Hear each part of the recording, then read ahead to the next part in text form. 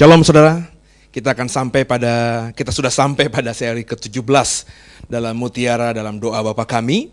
Dan kita pada seri ini masih coba mengekspos ya kalimat doa Bapa Kami di dalam Matius 6 ayat 12. Ya, sama-sama kita buka terlebih dahulu saudara. Ya, kita coba lebih dalami lagi apa yang bisa kita dapatkan, makna terdalam apa, mutiara-mutiara apa yang bisa kita temukan dalam pengajaran Tuhan yang luar biasa ini. Matius 6 ayat 12, silahkan dibaca. Matius 6 ayat yang ke-12, dan ampunilah kami akan kesalahan kami, seperti kami juga mengampuni orang yang bersalah kepada kami. Haleluya saudara. Kita di seri yang kemarin, seri yang ke-16, sudah mengekspos kata dan ampunilah kami akan kesalahan kami. Saudara ya, di seri itu saya menekankan pentingnya pengakuan dosa kita kepada Tuhan. Ya. Meskipun di banyak tempat orang yang percaya, orang yang beriman, orang yang bertobat, orang yang sudah dibaptis akan diberikan pengampunan. Tapi kalau kita membaca Matius 6 ayat 12, dan ada satu ayat yang saya munculkan di minggu lalu, yakni di 1 Yohanes 1 ayat 9, tetap harus ada pengakuan dosa yang keluar dari mulut dan lidah kita ini. Orang percaya yang sudah masuk kelompok murid Yesus, benar-benar sudah percaya, beriman, bertobat, dan dibaptis, ketika mengaku dosanya, maka dosanya itu dosa kayak apapun. Ya, dosa sengaja, tidak sengaja, bahkan dosa yang merahnya seperti kermizi sekalipun, Bapa akan memberikan pengampunan dengan limpah, dan pengampunan sejati akan diberikan Bapa kepada kita, saudara. Nah, kita akan coba mempelajari tadi. Ya, masih di Matius 6 ayat 12 tadi ada kalimat berikutnya. Dan ampunilah kami akan kesalahan kami, itu enggak full stop tapi koma, saudara. Ya. Seperti kami juga mengampuni orang yang bersalah kepada kami. Perhatikan baik-baik. Di Matius 6 ayat 12, Tuhan Yesus bukan saja mengajarkan, ayo minta ampun kepada Tuhan, kepada Bapa kalau punya salah. Ayo minta ampun kepada Bapa atas kesalahan-kesalahanmu. Tapi Tuhan juga mengajarkan, kalau mau doa minta ampun sama Bapa di surga, minta agar kesalahan kita diampuni Bapa, maka ampuni dulu orang lain yang bersalah kepada kita. Kalimatnya saya ulangi lagi ya. Ini kalimat dalam versi bahasa Yunani, terjemahan Inggris, terjemahan Indonesia, terjemahan bahasa apapun, ini sama saudara ya. Dan ampunilah kami akan kesalahan kami, seperti kami juga mengampuni orang yang bersalah kepada kami. Yesus berdoa kepada Bapanya, dan dia mengajarkan kepada murid-muridnya untuk berdoa yang sama seperti yang dia lakukan. Di ayat 12 dikatakan kita harus mengaku dosa kita kepada Bapa kalau kita mau dosa kita diampuni. Tapi terlebih dahulu ada kata seperti kami juga mengampuni orang yang bersalah kepada kami. Seperti. Ada penekanan kata seperti. Nah, saya selalu mengatakan kalau Bapak Ibu berkata-kata, berbicara, berkomunikasi dengan seseorang, terus dalam kalimat yang kau susun untuk berkomunikasi dengan seseorang itu ada kata seperti, berarti Bapak Ibu sudah mengerjakan. Saya contohkan ya. Saudara-saudara, ya, belajarlah membaca Alkitab itu benar-benar sungguh-sungguh. Kita harus paksa membaca Alkitab 3 pasal sehari, seperti yang saya kerjakan. Berarti saya sudah mengerjakan, saudara. Saudara kalau ke gereja mandi dulu seperti saya. Berarti saya sudah mandi. Saya pasti harus mandi dulu sebelum saya ke gereja. Saudara, ayo kalau mau makan cuci tangan dulu seperti saya. Berarti saya sebelum mengajarkan saudara makan cuci tangan, saya sudah melakukan hal itu terlebih dahulu. Nah saudara, Jadi ini yang harus diperhatikan. Pengkalimatan ini yang harus kita perhatikan. Ya. Dari sini itu akhirnya saya punya pemahaman, itu kenapa ya? Kenapa ya? Banyak sekali doktrin-doktrin gereja, banyak sekali hamba-hamba Tuhan, banyak sekali gereja-gereja, banyak sekali orang-orang percaya yang kayaknya sulit sekali gitu. Ya, untuk meminta ampun sama Tuhan, meminta maaf sama Tuhan. Bahkan ada gereja tertentu, ada pendeta tertentu, saya bisa sebutkan namanya, tapi dalam kesempatan ini tidak saya singgung. Itu yang mengajarkan kita nggak perlu meminta ampun sama Tuhan, ya, sebab dosa tidak berkuasa lagi atas kita. Ya, pokoknya dosa itu nggak usah dipikirin lagi, nggak usah minta ampun lagi. Pengampunan Tuhan 2000 tahun yang lalu selesai tuntas, ya. Maka kita hidup free selama-lamanya, diberkati selama-lamanya, dipulihkan selama-lamanya. Gak perlu lagi tuh minta ampun. Sepertinya kita masih punya salah, masih punya dosa. Dosa kita sudah diselesaikan Yesus 2000 tahun yang lalu. Waduh saudara, kalau benar saudara seperti itu ya, Tuhan gak ngajar doa Bapa kami seperti kalimat yang kita bahas tadi. Kalau benar seperti itu ya saudara ya, gak mungkin Rasul Yohanes 1 ayat 9 mengajarkan itu kepada murid-muridnya. Ya, itu kenapa banyak orang susah sekali minta ampun sama Bapa. Itu kenapa sulit sekali orang percaya, sekalipun percaya, sulit sekali ya mengatakan dosanya kepada Bapa. Kenapa? Karena dia juga susah mengampuni orang lain yang bersalah kepadanya. Dan saya mau jujur, dulu seperti itu saya. Ya. Saya ingat saya dari kecil sampai saya sebelum bertobat sungguh, itu gak pernah itu doa minta ampun sama Tuhan. Karena di pikiran saya tadi, ya, Tuhan sudah mengampuni saya, itu doktrin yang diajarkan saya kepada saya dulu. Ya. Tapi sekarang ini saya memahaminya, kenapa saya dulu remaja saya tuh jarang sekali minta ampun atas dosa-dosa saya. Saya tahu loh saya berdosa loh. Saya sadar loh saya berdosa loh. Tapi seingat saya gak pernah itu Tuhan ampuni saya gitu ya. Karena saya pikir juga saya ingat-ingat dulu saya susah sekali mengampuni orang lain. Ya. Karena saya susah mengampuni orang lain, akhirnya imbasnya kepada saya susah juga untuk mengaku dosa saya kepada orang lain, terlebih kepada Tuhan, saudara. Padahal mengampuni orang lain yang bersalah kepada kita adalah syarat mutlak yang diberikan Tuhan Yesus kepada kita.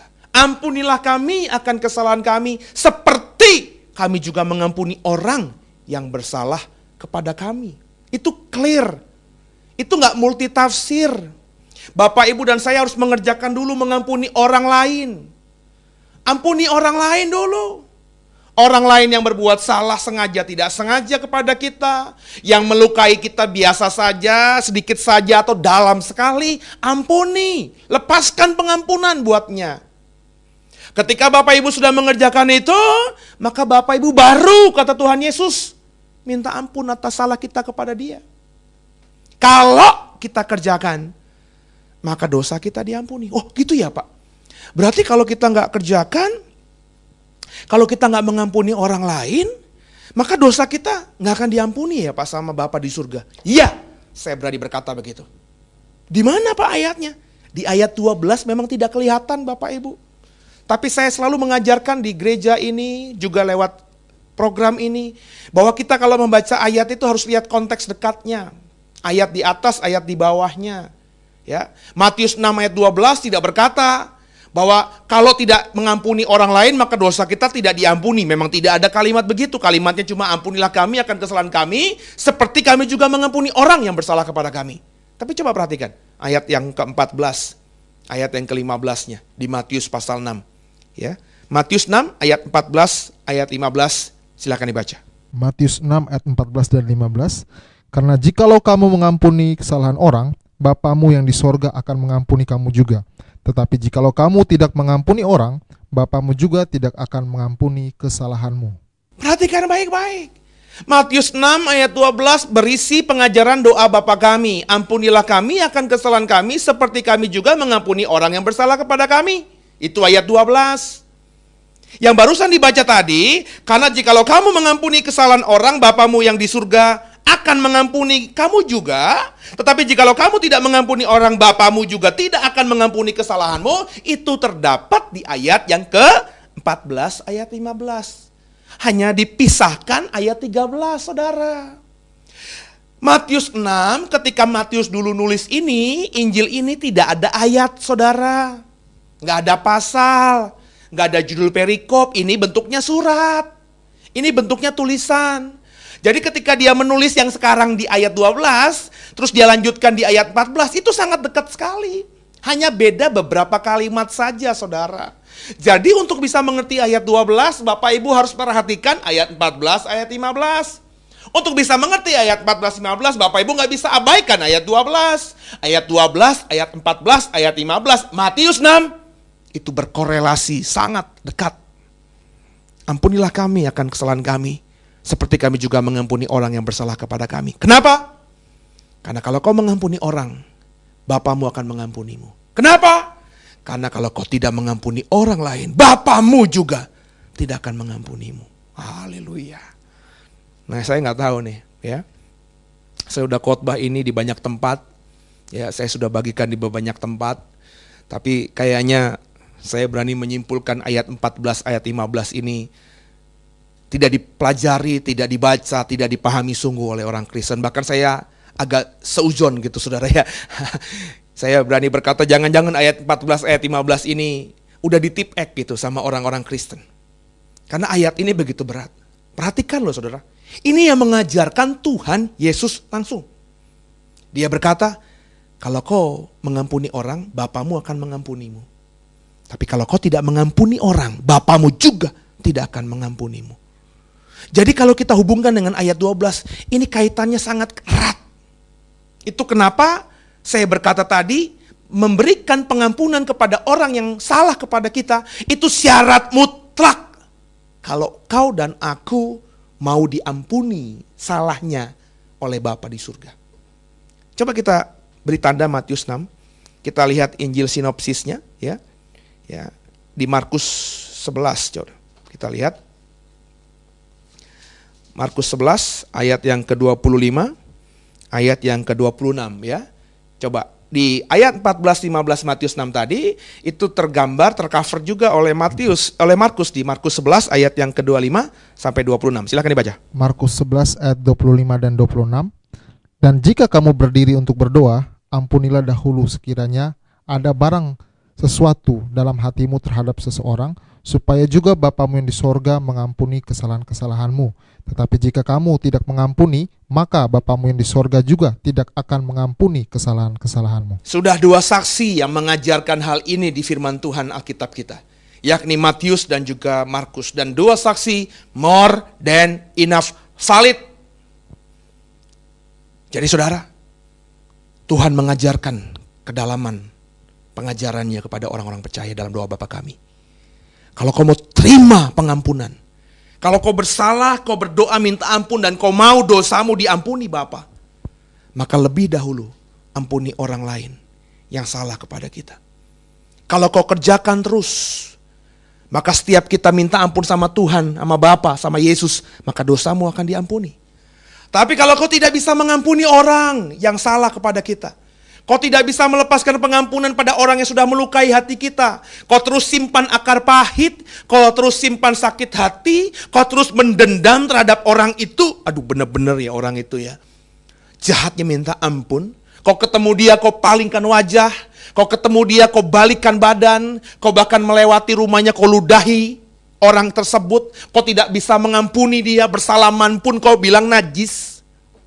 Maafkan saya, saudara. Kalau itu adalah orang Kristen yang mengerjakannya, maafkan saya ya, kalau orang lain yang bukan anak Tuhan, saya nggak urus. Saya nggak peduli, karena doktrinnya aja udah beda, pengajarannya udah beda. Kalau kau anak Tuhan, kan kau percaya Alkitab adalah firman Tuhan. Ukuran kita sama-sama Alkitab ini. Tapi kalau saya mengajarkan ini, saya harus memaksa orang yang tidak seiman dengan saya mengimani apa yang saya imani, ya nggak bisa, saudara. Kenapa? Ukurannya udah beda. Doa Bapa kami diajarkan Yesus kepada murid-muridnya. Ini spesifik hanya murid-muridnya. Kalau kau mau mendapatkan keuntungan itu, sehingga kalau kita salah kita bisa minta ampun dosa kita langsung diampuni Bapa, kau harus mengampuni orang lain. Kau harus mengampuni terlebih dahulu orang lain yang bersalah kepadamu. Pertanyaannya, sudah kau kerjakan belum? Kalau kau tidak kerjakan, kau terus simpan dendammu terhadap suamimu yang sudah melukaimu belasan tahun yang lalu, istrimu yang menyakitimu puluhan tahun yang lalu, orang tuamu, mertuamu yang menyakitimu, menantumu yang menyakitimu, iparmu yang menyakitimu, tetanggamu yang menyakitimu, sahabatmu yang menyakitimu, anakmu yang menyakitimu, kau simpan itu terus. Meskipun, perhatikan baik-baik, kau seorang aktivis gereja sekalipun, meskipun setiap hari kau baca Alkitab luar kepala, meskipun kau fasih lidah dalam menyampaikan kebenaran firman Tuhan, dosamu tidak akan diampuni oleh Bapa di surga. Kenapa Pak Seno? Kenapa Pastor? Karena Alkitab saya yang mengatakannya. Saudara suka tidak suka, saya nggak peduli. Sebab yang saya katakan adalah kebenaran. Kalau kau mau diampuni sama Bapa di surga, diampuni sama Allah yang punya langit dan punya bumi, dosamu mau diputihkan seperti salju dan seperti bulu domba lagi, kau harus terlebih dahulu mengampuni orang lain. Itu syarat. Dikerjakan, kau mendapatkan pengampunan. Tidak dikerjakan, kau tidak akan dapat pengampunan. Haleluya. Seperti apa mengampuni sesama kita itu? Bagaimana bentuk cara yang Alkitab katakan tentang pengampunan kepada orang lain itu, Pak? Mungkin itu yang menjadi pertanyaanmu. Ya, coba kita dalami topik ini. Kita buka Lukas 17. Lukas 17 ayat yang ketiga dan juga ayat yang keempat, saudara. Haleluya. Ya, seperti apa kata Tuhan Yesus, kita murid-muridnya ini harus mengampuni sesama kita. Lukas 17 ayat 3 sampai dengan ayat 4. Silakan. Lukas 17 ayat 3 dan 4. Jagalah dirimu, jikalau saudaramu berbuat dosa, tegurlah dia. Dan jikalau ia menyesal, ampunilah dia. Bahkan jikalau ia berbuat dosa terhadap engkau 7 kali sehari, dan 7 kali ia kembali kepadamu dan berkata, aku menyesal, engkau harus mengampuni dia. Jagalah dirimu, jikalau saudaramu berbuat dosa, tegur dia. Perhatikan baik-baik. Dan jika ia menyesal, ampuni dia. Berhenti di situ? Tidak. Ayat 4-nya berkata, bahkan jikalau ia berbuat dosa terhadap engkau 7 kali dalam sehari, dan 7 kali itu pula dia minta maaf kepadamu, maka kau harus mengampuni dia. Haleluya. Enteng atau berat nih? Ringan atau berat nih? Berat, saudara. Kita saja orang melukai kita sekali, memaafkan aja susah. Apalagi dalam sehari ya saudara, orang yang sama udah kita maafkan, berbuat salah lagi, minta maaf. Masih bisa gak kita maafkan? Ini ayatnya berkata, kata Tuhan Yesus, ada orang yang berbuat salah sama kita. Kalau dia menyesal, minta maaf, kau harus ampuni. Selesai kan? Gak lama, dalam sehari loh, dalam 24 jam loh ini ngomongnya loh. Itu gak lama loh saudara. Gak lama kemudian dia buat salah lagi. Entah salah yang sama atau salah yang beda ya. Tidak dikatakan di sini, pokoknya buat salah lagi. Terus dia datang lagi, minta maaf sama kita, harus ampuni. Gak lama ya. Kita kalau ngomongin 24 jam ya, 24 jam bagi 7 kali, berarti setiap 3 jam orang yang sama nih buat salah sama kita. Bikin kita gondok, bikin kita kesel, bikin kita marah. Tapi selama dia tahu kita marah, terus dia menyesali, dia minta maaf sama kita. Harus Alkitab katakan, kita ampuni. Waduh saudara. Saya percaya kita harus belajar sungguh untuk menjadi pelaku-pelaku firman. Kita harus benar-benar menundukkan diri pada pengaruh kuasa Roh Kudus, supaya kita bisa jadi pelaku-pelaku firman. Sebab tanpa roh penolong, tanpa Roh Kudus, tanpa kuasa dari tempat tinggi, saya percaya kau dan aku gak bisa lakukan hal ini. Lepaskan pengampunan 7 kali sehari. Ya. Tiap kali orang itu buat salah minta maaf, ampuni. 7 kali dalam sehari. Coba ya, sekarang kita lebih dalam lagi saudara. Ini saja udah dalam ya. Ini saja sudah berat loh ya. Pengampunan 7 kali sehari itu apakah harafiah atau simbolik? Ya, sebab banyak orang, kalau gitu kalau orang itu salah 8 kali ke kita, 8 kalinya jangan diampuni ya Pak. Ya, 7 kali aja ya pengampunan kepada orang. Ada loh yang mengajarkan begitu loh saudara. Ya pokoknya ada batasannya. Pokoknya ada 7 kali. Ada orang yang sama, di hari yang sama, berbuat dosa 7 kali, dia minta maaf sama kita, ampuni. Tapi kalau kali ke-8, tidak lagi dapat pengampunan. Serahkan dia sama setan aja. Ada yang mengajarkan itu, saya pernah dengar. Apakah itu harus ditafsirkan harafiah atau simbolik? Itu aja berat. Mau harafiah mau simbolik berat. Tapi ada yang lebih berat lagi. Haleluya. Tapi yang berat ini, yang berat ini, salib yang berat ini yang harus kau pikul sebagai murid Yesus. Roh Kudus akan buat kita mampu memikulnya. Beban yang diberikan Tuhan itu ringan, kata firman Tuhan. Asal kau mau jadi pelaku firman, asal kau berserah penuh padanya. Coba kita lebih dalam lagi saudara. Ya, kita sekarang ini buka Matius saat ini. Matius pasal 18, haleluya. Bicara mengenai Matius 6, Bapak Ibu saya selalu menghubungkannya dengan Matius pasal 18. Kenapa? Karena Matius 18 dan Matius 6 itu ditulis oleh orang yang sama, Matius, dan bicara sama-sama tentang pengampunan. Maka Matius 6 tentang doa Bapa kami, ayat 12, ampunilah kami. Dan Matius 18 bicara mengenai pengampunan, itu saling kait-mengkait.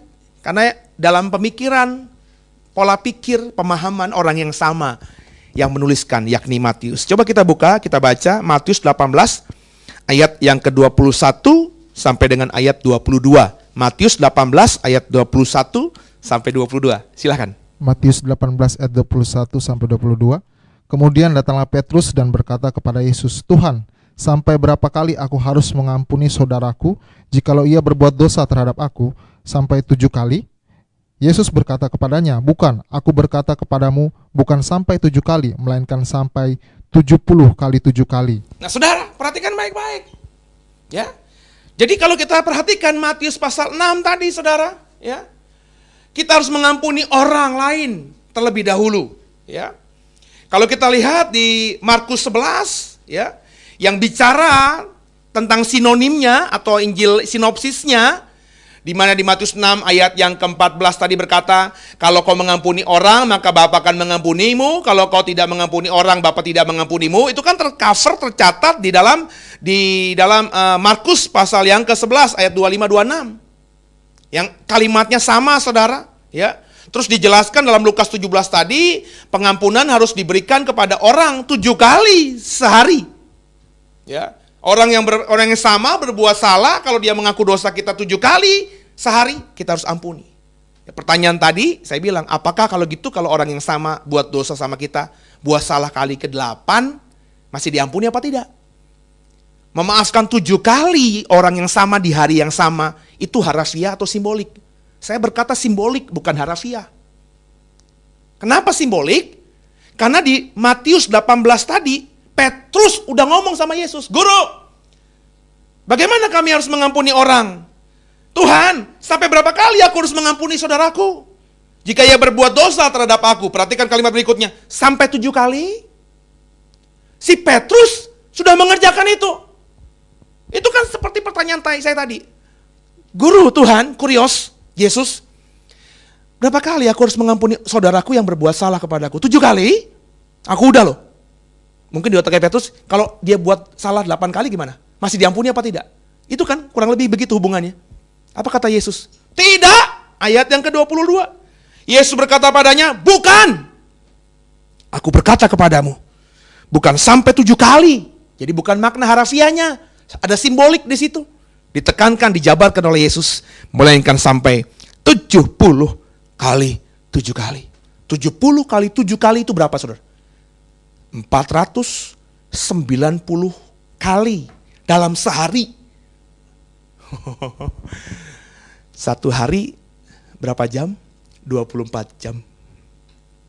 Halo saudara, kalau ada saudaramu berbuat salah sama saudara 490 kali dalam sehari padamu, dan selama 490 kali juga dia minta maaf sama saudara, saudara harus ampuni.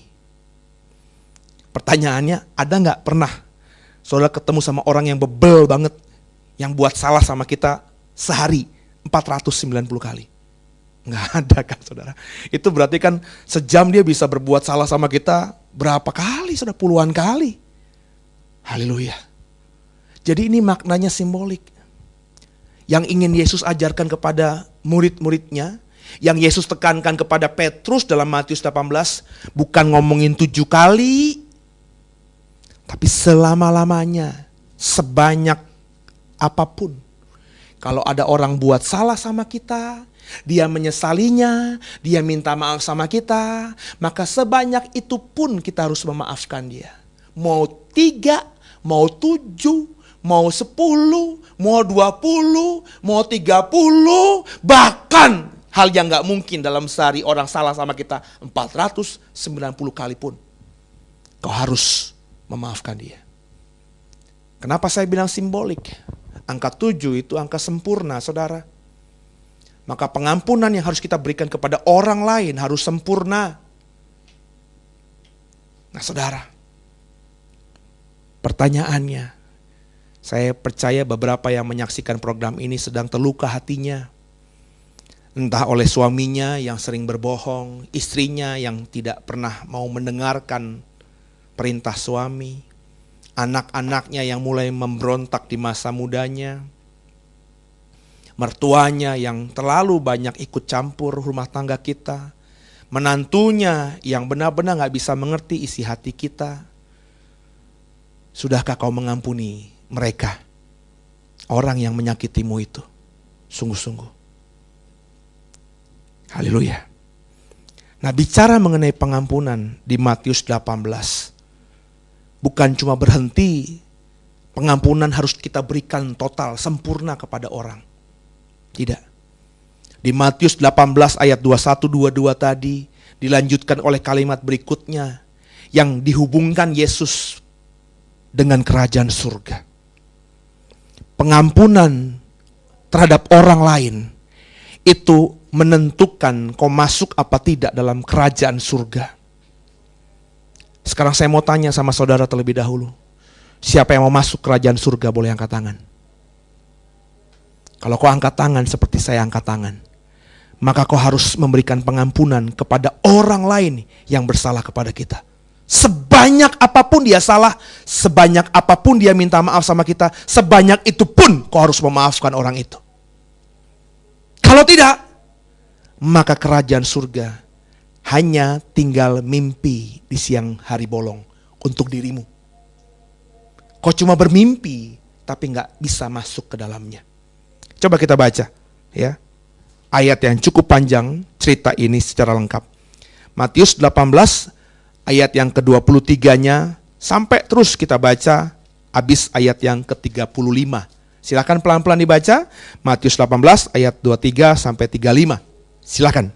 Matius 18 ayat 23 sampai 35. Sebab hal kerajaan sorga seumpama seorang raja yang hendak mengadakan perhitungan dengan hamba-hambanya. Setelah ia mulai mengadakan perhitungan itu, dihadapkanlah kepadanya seorang yang berhutang 10.000 talenta. Tetapi karena orang itu tidak mampu melunaskan hutangnya, raja itu memerintahkan supaya ia dijual beserta anak istrinya dan segala miliknya untuk membayar hutangnya. Maka sujudlah hamba itu menyembah dia, katanya, sabarlah dahulu, segala hutangku akan kulunaskan. Lalu tergelaklah hati raja itu oleh belas kasihan akan hamba itu, sehingga ia membebaskannya dan menghapuskan hutangnya. Tetapi ketika hamba itu keluar, ia bertemu dengan seorang hamba lain yang berhutang 100 dinar kepadanya. Ia menangkap dan mencekik kawannya itu, katanya, bayar hutangmu. Maka sujudlah kawannya itu dan memohon kepadanya, sabarlah dahulu, hutangku itu akan kulunaskan. Tetapi ia menolak dan menyerahkan kawannya itu ke dalam penjara sampai dilunaskannya hutangnya. Melihat itu, kawan-kawannya yang lain sangat sedih, lalu menyampaikan segala yang terjadi kepada tuan mereka. Raja itu menyuruh memanggil orang itu dan berkata kepadanya, "Hai hamba yang jahat, seluruh hutangmu telah kuhapuskan, karena engkau memohonkannya kepadaku. Bukankah engkau pun harus mengasihani kawanmu, seperti aku telah mengasihani engkau?" Maka marahlah tuannya itu dan menyerahkannya kepada algojo-algojo sampai ia melunaskan seluruh hutangnya. Maka Bapakku yang di sorga akan berbuat demikian juga terhadap kamu apabila kamu masing-masing tidak mengampuni saudaramu dengan segenap hatimu. Haleluya. Jadi Matius 18 ayat 21 sampai dengan 35 adalah penjelasan panjang lebar tentang Matius 6 ayat 12 dan ayat 14-15 yang sedang kita ekspos dalam seri doa Bapa Kami ini. Saya berkata, untuk bisa mengerti tentang pengampunan di Matius pasal 6 ayat 12, 14 dan 15, kau harus menghubungkan dengan Matius 18 yang barusan dibaca tadi. Kenapa? Karena sama-sama tulisan Matius. Ketika Matius nulis doa Bapa Kami di Matius 6, terus dia tulis Matius 18 soal pengampunan, tentu saling berhubungan. Dan dalam Matius 18, Matius sedang mencatat perumpamaan yang diajarkan Tuhan Yesus. Perumpamaan tentang kerajaan surga. Haleluya. Hal kerajaan surga seperti seorang raja yang mengadakan perhitungan dengan hamba-hambanya, dengan rakyatnya. Alkitab katakan, saudara, ya, ini perumpamaan tentang kerajaan surga. Dalam perumpamaan itu ada raja, ya, yang sedang mengadakan perhitungan, ya, dengan hamba-hambanya. Datang hamba yang satu yang berhutang tentunya sama raja. Dikatakan tadi di ayat yang ke-24, orang ini berhutang 10.000 talenta. Aduh Bapak Ibu, kalau Bapak Ibu lihat di Alkitab kita, di kamus ya, talenta itu bicara mengenai uang yang besar, saudara. Di kamus Alkitab, di bagian Alkitab buku ini, di belakangnya itu ada kamus, 1 talenta sama dengan 6.000 dinar. Berapa saudara? 6.000 dinar. 1 talenta 6.000 dinar. Bapak Ibu mempelajari di Injil Matius, upah orang bekerja sehari 1 dinar. Itu kayak UMR sekarang ini, 1 dinar. Jadi agar orang bisa kumpulin duit sampai 1 talenta, orang itu harus bekerja aktif selama 6.000 hari kerja. Bapak Ibu, 6.000 hari kerja dibagi 300 saja, itu berapa saudara? 20 tahun orang kerja baru bisa kumpul 1 talenta. Itu pun ketika dia kerja sehari-hari, uang hasil kerjanya itu nggak boleh dipakai, disimpan. Dia makan pakai apa? Nggak boleh pakai ongkos ini, pakai hal yang lain. Dia nabung selama 20 tahun baru dapat 1 talenta. Nangkep ya saudara ya? Nah ada orang punya hutang sama raja 10.000 talenta. 10.000 talenta dikali 6.000 dinar, berarti orang ini berhutang sama raja 6 juta dinar. Haleluya, itu uang yang besar. 6 juta hari kerja. Wah, itu sampai mati gak bisa saudara. 1 talenta aja 20 tahun kerja. Iya kalau orang ini panjang umur. Ini uang yang besar sekali. Nilainya mungkin triliunan dalam konteks rupiah 2016 ini. Bukan cuma ratusan juta, bukan cuma miliaran saudara. Jadi orang ini punya hutang besar sekali sama raja. Tak terhingga. Saya nggak tahu kenapa dia bisa punya hutang luar biasa besar sama raja ini. Mungkin dia orang dekatnya raja kali ya. Sehingga raja mempercayakan harta-hartanya, terus dia hidup pesta pora, ya, foya-foya, korupsi, atau main apalah gitu ya. Sehingga dia nggak sadar itu sampai dia punya hutangnya luar biasa besar. Sampai-sampai dia nggak bisa bayar hutang itu. Nggak mungkin bisa bayar lah saudara. Terus raja itu mengadakan perhitungan kan. Oh kalau nggak bisa bayar, masukin penjara. Tapi apa kata orang ini? Orang ini memohon belas kasihan sama raja. Maka ayat 26, maka sujudlah hamba itu menyembah raja. Katanya, sabarlah dahulu, segala hutangku akan kulunaskan. Gak mungkin saudara, raja itu tahu. Gak mungkin lo bisa bayar hutang ini 6 juta dinar. Ya, tapi karena dia benar-benar sungguh-sungguh memohon pengampunan. Raja ini raja yang lemah lembut, hatinya baik saudara, luluh hatinya, hancur hatinya. Di ayat 27, tergeraklah hati raja itu oleh belas kasihan, compassion, akan hamba itu, sehingga ia membebaskan dan menghapuskan hutangnya. Aduh bayangin, tadinya cuma masuk penjara, mati di penjara, terasing, dipermalukan, keluarganya gak ada yang bisa menghidupi, otomatis istrinya, anaknya juga akan menjadi gelandangan, habis dipermalukan. Tiba-tiba diampuni. 6 juta dinar yang tidak bisa dibayarkan, tiba-tiba diampuni. Dunia yang tadinya runtuh, tiba-tiba ada matahari lagi bersinar. Sesuatu yang tidak mungkin menjadi mungkin saat itu bagi si orang ini. Maka dia ketika keluar dari istana raja itu, dia hidup dengan hidup yang baru. Nggak ada lagi beban, nggak ada lagi ketakutan. Sebab hutangnya sudah diampuni oleh raja. Alkitab katakan di Matius 18 selanjutnya, ketika dia keluar, dia ketemu sama temannya. Temannya dikatakan berhutang sama dia 100 dinar. 100 dinar. 100 dinar itu besar loh Bapak Ibu. Berarti orang harus bekerja 100 hari tanpa diambil supaya dia bisa lunaskan utangnya ini. 100 dinar tuh 100 hari kerja. Dapat upahnya tuh 100 dinar. Nangkap ya saudara? 100 dinar tuh berarti 3 bulan kerja lah kurang lebih. Maka orang baru bisa dapat 100 dinar. 3 bulan kerja. 3 bulan kerja dia gak boleh kasih makan istrinya dari hasil itu. Dia berpuasa, dia gak boleh beli apa-apa. Kumpul baru bisa bayar. 100 dinar tuh besar. Nah orang yang baru diampuni 6 juta dinar oleh raja ini, ketemu orang yang berhutang sama dia 100 dinar. Apa yang dilakukan oleh orang yang sudah diampuni utangnya 6 juta oleh raja ini? Si orang ini mencekik temannya itu, marah sama temannya itu, bayar hutangmu. Ketika si temannya bilang dengan kalimat yang sama, ketika orang ini ngomong sama raja, ampunilah aku, sabarlah, hutangmu akan kubayar. Tapi apa yang terjadi? Apakah orang ini juga memberikan pengampunan seperti dia diberikan pengampunan oleh raja itu? Tidak. Ya, ya, perhatikan baik-baik. Ia menolak meminta ia menolak permohonan pengampunan dari temannya ini, dan dia menyerahkan temannya ini kepada kepala penjara, dimasukkan ke penjara. Masukkan penjara orang ini. Orang ini berhutang sama aku 100 dinar. Sampai dia lunas, baru lepaskan. Kedengaran sama orang-orang yang mengetahui situasi kondisi saat itu. Dilapor ke raja. Orang ini baru keluar istana raja. Habis dilampuni 6 juta dinar.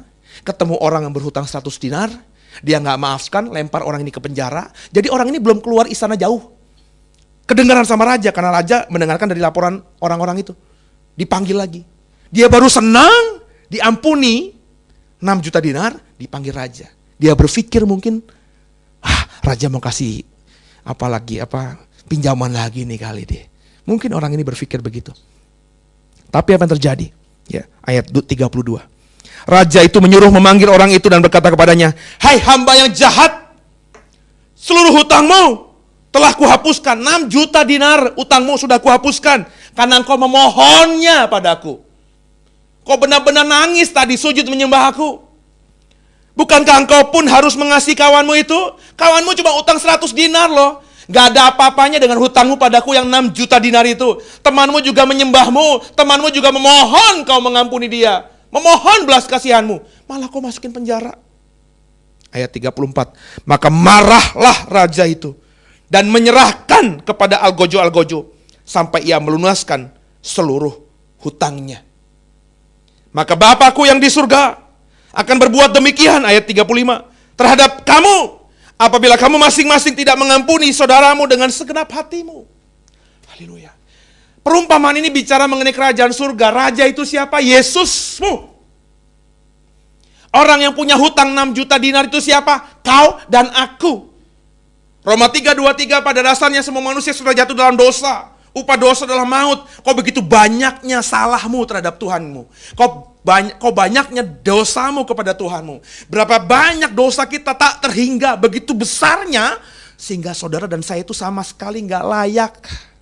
Kau pasti masuk surga, kau pasti masuk neraka, aku pasti masuk neraka. Ujung kita sama-sama adalah maut. Tapi karena Dia mengasihimu, ketika kita memohon belas kasihan, Dia mengampuni.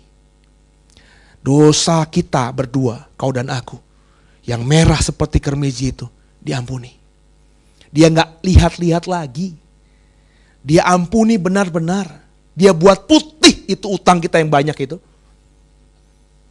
Kita senang ya, karena dosa kita sudah diampuni oleh darah Yesus, oleh tubuh Yesus. Kita senang ya, karena Dia sudah korbankan dirinya di atas kayu salib. Kita merdeka sepertinya. Kita bersyukur, terima kasih Tuhan, dosaku sudah diampuni. Aku pasti mati masuk surga. Tapi sepanjang kau hidup di bumi ini, kau tidak mengampuni orang lain. Padahal dia cuma punya salah 1 sama saudara, 2 sama saudara. Dia cuma punya hutang 10.000 sama saudara, 100.000, 1 juta sama saudara. Padahal kau habis diampuni. Hutangmu kepada Tuhan yang triliunan itu sudah diampuni, dihapuskan. Dosamu yang banyak tak terhitung itu sudah diampuni. Tapi sama orang lain yang baru melukaimu sekali, 2 kali, 3 kali mungkin, kau tidak bisa mengampuni. Kau bahkan ingat-ingat dia terus. Lihat ya, sampai mati gak akan kuampuni. Hati-hati ya, gak akan kuampuni orang itu. Kalau Bapa di surga sampai tahu, dan Dia pasti tahu, karena Dia maha tahu. Kalau itu saya yang sudah diampuni tadi, dipanggil lagi. Perhatikan tadi cerita ini. Hutang yang sudah diampuni, hutang yang 6 juta dinar yang sudah dihapuskan tadi, diadakan lagi. Perhatikan baik-baik ayat yang ke mana tadi? Ayat yang ke 34. Ya, coba dibaca lagi. Matius 18 ayat 34. Dibaca lagi, perhatikan. 3, 2, 1. Ayat 34, maka marahlah tuannya itu dan menyerahkannya kepada algojo sampai ia melunaskan seluruh hutangnya. Sampai ia melunaskan seluruh hutang-hutangnya. Melunaskan hutang yang mana, Pak? Kan hutangnya sudah dihapuskan sama raja tadi. 10.000 talenta, 6 juta dinar tadi kan sudah dihapuskan. Orang ini udah keluar, udah senang. Tapi kok tiba-tiba di ayat 34, si orang ini dimasukkan ke penjara, diserahkan sama algojo, sampai dia membayar hutang-hutangnya. Pertanyaan saya sama saudara, hutang yang mana? Kan dia gak punya hutang baru, orang dia baru diampuni, hutangnya dihapuskan, baru keluar istana. Dia gak punya hutang, lagi gak berhutang baru gitu. Tapi kok di ayat 34, dia harus membayar hutangnya, baru bisa lepas dari algojo. Hutang yang mana? Tidak lain, tidak bukan. Hutang yang tadi sudah dihapuskan. 10.000 talenta, 6 juta dinar, uang yang tak ternilai, yang gak mungkin bisa dia bayar tadi, yang sudah diampuni, sudah dihapuskan sama raja, diadain lagi. Dibuat ada lagi. Kok gitu ya Pak? Kok raja bisa gitu ya Pak? Bapak Ibu, kalau Bapak Ibu memperhatikan dengan sungguh, raja itu di atas hukum. Sabda raja adalah hukum. Raja ngomong apa, itu menjadi hukum. Kalau raja berkata sesuatu, ada hukum yang dilanggar, maka hukum yang dilanggar itu akan habis, akan surut, akan digantikan oleh sabda baru raja. Itu raja dalam konteks Alkitab, saudara. Itu kenapa ketika raja bilang dosamu sudah kuhampuskan, utangmu sudah kuanggap lunas. Terus kalau raja bilang ada lagi, ya ada lagi. Orang dia berkuasa, saudara. Nah ini perumpamaan tentang kerajaan surga. Kau dan aku punya dosa banyak, nggak bisa kita bayar, kita ujungnya pada maut. Tapi Tuhan sudah mengampuni dosa kita oleh pengorbanannya di atas kayu salib. Belas kasihannya kepada kita turun, sehingga dia datang ke dunia ini, dia tebus dosa kita. Kita bebas, kita putih kembali seperti salju, kita menjadi umatnya, bangsa pilihannya, muridnya. Tapi kalau dalam sepanjang sisa hidup kita nggak bisa mengampuni orang lain, sampai kedengeran sama Raja, sama Tuhan. Maka dosa kita yang dulu, yang berzinah dulu, mencuri dulu, menyakiti orang dulu, melukai hati orang tua dulu, dosa yang dulu itu dimunculkan lagi. Kalau dosa yang dulu itu ada lagi dalam diri saya, Pak, gara-gara saya nggak mengampuni orang, Pak. Terus dosa itu sekarang ini ada lagi dalam diri saya, Pak. Terus saya mati, Pak. Sedangkan dosa itu masih ada melekat sama diri saya kembali, Pak. Pertanyaannya, kemana saya setelah kematian? Kekasih Tuhan, biji mata Tuhan. Ini pentingnya pengampunan kepada orang. Kalau kau tidak mengampuni orang, dosamu tidak diampuni. Bukan cuma itu. Kalau kau tidak mengampuni orang, dosamu yang dulu sudah diampuni, diadain lagi. Dan kalau saya jujur melihat masa lalu saya sebelum bertobat, saya nggak bisa ngebayang gimana saya bisa bayar itu supaya dosa-dosa saya itu bisa diputihkan. Nggak akan bisa. Begitu banyaknya. Maka penting orang percaya mengampuni orang lain. Jadi kenapa kita harus memberikan pengampunan kepada orang lain? Pertama, supaya kita juga diampuni. Kenapa kita harus mengampuni orang lain? Pertama, supaya kita juga diampuni. Perhatikan baik-baik.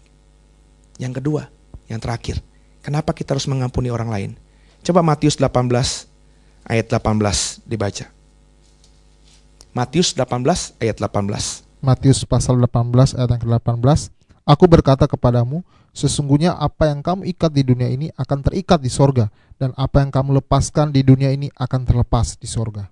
Orang percaya, orang yang beriman kepada Yesus punya kuasa dalam lidahnya. Apa yang kita ikat di bumi terikat di surga. Apa yang kita lepaskan di bumi dilepaskan di surga.